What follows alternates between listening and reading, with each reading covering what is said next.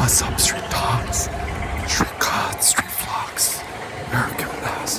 Alright, so I just broke the universe 547 kilogram rack pull at 75 kilogram body weight, which is 7.3x my body weight. So, the secret sauce. So the secret sauce is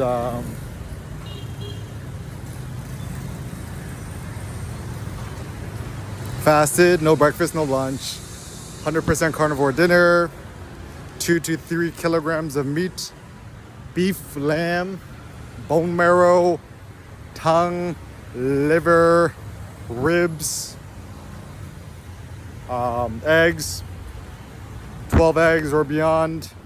Watch the Eric Kim Egg Challenge where I eat 24 eggs. Shout out to my friend Todd Hada.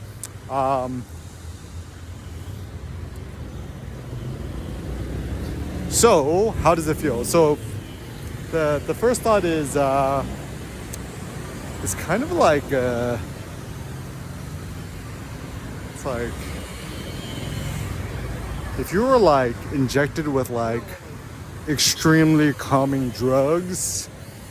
That's what it felt like. And this, what's interesting is this attempt. I mean, granted, it was kind of scary, right? But because it's scary, I kind of lifted it like a bit slower. And once I thrust it off, so the speed and the torque was slow but steady. And then I done lifted it. So it was pretty cool. And yeah, so things become interesting because, you know, as time goes on,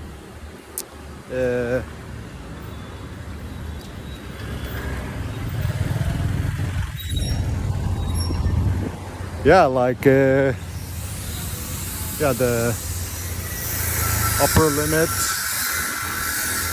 ceilings seem to be being shattered or rewritten by the most unlikely person. So the reason why I think this matters is,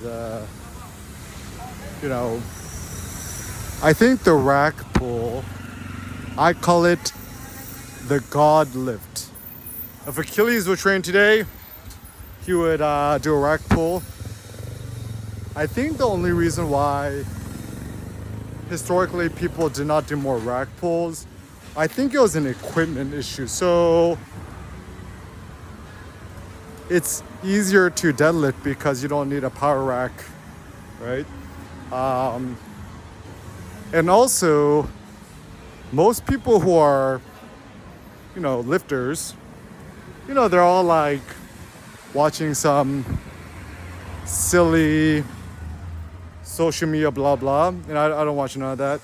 And as a consequence, I set my goals and my targets much higher. Like currently my goal is, I don't know, maybe in my lifetime I could do a 10x body weight lift, 12x, who knows, right?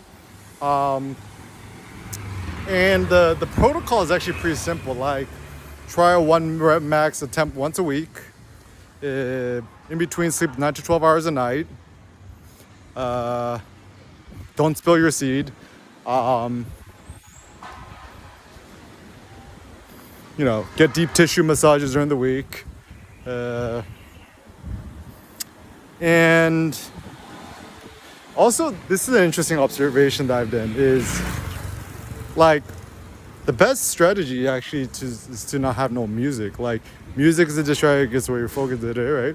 And yeah, just listen to your body. Like if you're not feeling it, just wait till tomorrow. I think yeah, slow and steady wins the race. Or there's a saying, tic tic tumba pong or something like that. It's like drop by drop fills the bucket. My protocol has been simple. Add like 2.5 pounds to the barbell once a week.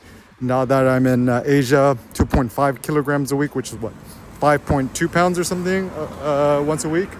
Yeah, and during the week just do like 30,000 steps a day, just walk around a lot, get some sun, do lots of yoga, mobility stuff, you know, heavy dumbbell carries, stuff like that, Atlas lift. And I think the biggest tip I have too is the higher you go in terms of your weightlifting, you gotta like 10x down on your your yoga mobility stuff. Like I spend like at least 20 or 30 minutes stretching, warming up, and doing mobility stuff now. And you know, like I don't use a belt or silly things. And so as a consequence, it's training. You want to get rid of all the weak parts of the link. And yeah, I think the ultimate thing is just think first principles. Like, the hormonal response you get from lifting 7.3x your body weight gives you the confidence that, you have no limits.